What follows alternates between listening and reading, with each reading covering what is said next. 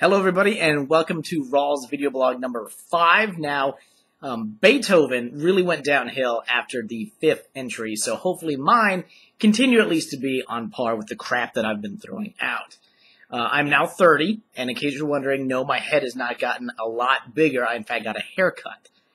Funny story about getting my haircut. I get incredibly nervous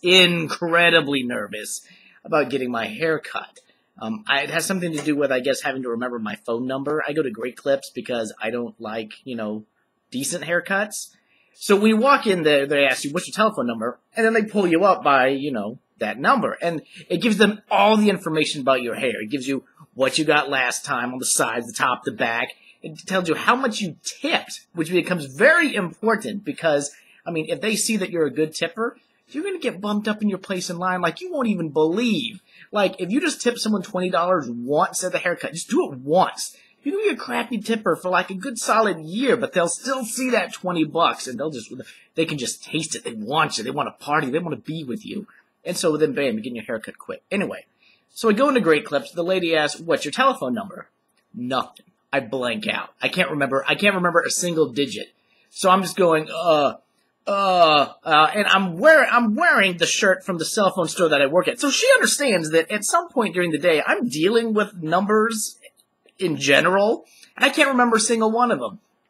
So I'll look it up on my phone, lady. So I start punching in my phone, and I can't for the life of me figure out where to go to get my number. I do this for people on a daily basis who come in and say, I never call myself, I don't know what my number is. And I always mock them. And then here I am, completely clueless. I'm punching on my phone. I'm not even in the remotely right place to find this information out. I just am realizing that, okay, Justin, you're painfully socially awkward. You're going to have to deal with this. So I just say a telephone number. I'm like, you know what? Best guess. Here we go. Here's a number. So she pulls up my information on the computer. Now, at this point, I literally have no idea if I gave her a correct number, if I gave her a United States telephone number. I don't know what I gave her. So she looks down and she goes, do you want the same as usual, Ahmed? So at this point, I've realized I've given her wrong telephone number. She's pulled up some foreign gentleman that enjoys getting his haircut at Great Clips as well. And I'm so humiliated by this, I'll go, yes, it's same haircut. And she looks down at my name tag, my real name tag with my actual mortal name, and realizes that either I'm running some sort of haircut scam, or I could quite possibly be the dumbest person she's dealt with.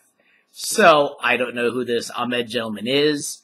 I'll never go back to that Great Clips, but it's a shame that I won't be going back because that honestly probably was the best haircut I've ever gotten. So yes, I'm 30 years old and I'm a man-child. Speaking of being 30 years old, I almost peed my pants. So let's talk about that.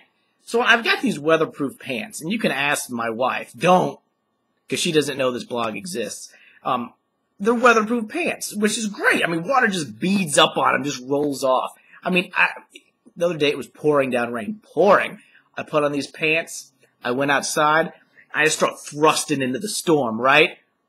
Water just rolling off of me. It's glorious. So I'm wearing these pants at work, which, if you want people to buy cell phones, you want to look a little bit slow, is what I've learned. So anyway, I'm wearing these waterproof pants.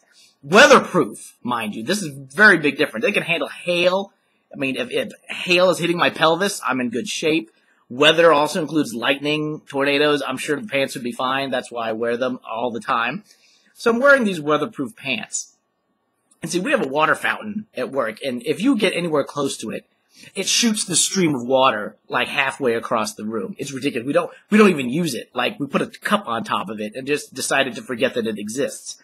So the point is the water fountain isn't what made my pants wet. I was in the bathroom, and I was wearing boxer briefs for the first time because 30 years old, gotta be an adult.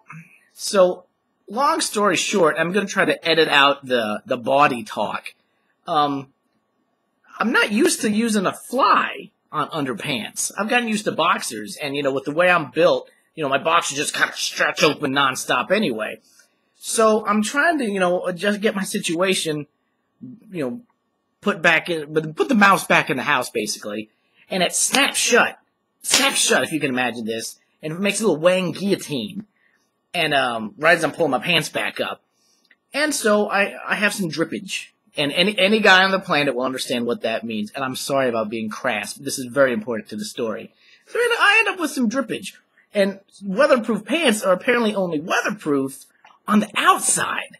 So, you know, if you drop several ounces of water rapidly on the inside of the pants, you're just going to end up with crotch stains, which is something I wish I had known ahead of time for a variety of reasons. So anyway, so now I've got a very noticeable series of damp spots on the front of my britches. And of course, at that exact moment, the door chime goes off because there's a customer. That's what happens. Anytime there's a problem with my bathing suit area, a customer comes in the store. Come on. So I realize there's nothing I can do. I'm trying wiping it with paper towels. You know, I'm trying to maybe if I make it more uniform, you know, just make it an all-over kind of wet spot, he'll just think that's the way my pants look. But so anyway, I look ridiculous. I look like I just started my period, almost, is what it looks like.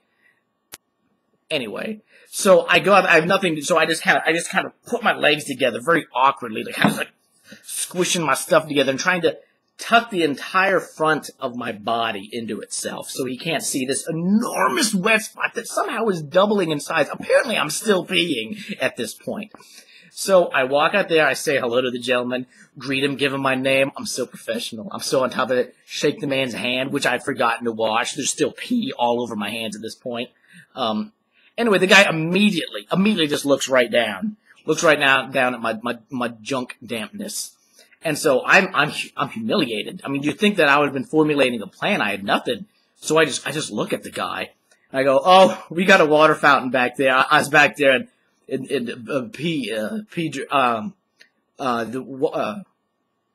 so what can I do for you? So he leaves fairly quickly. I'm sure he's enjoying service with AT&T now, but point is, the best thing I could come up with to explain the damp spot on my pants is, we got a water fountain, pee drip on me.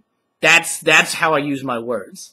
This is all kind of setting up. Next week, I have a very epic urine-based story, which I've gone from sandwiches to urine as being kind of the topic of this blog.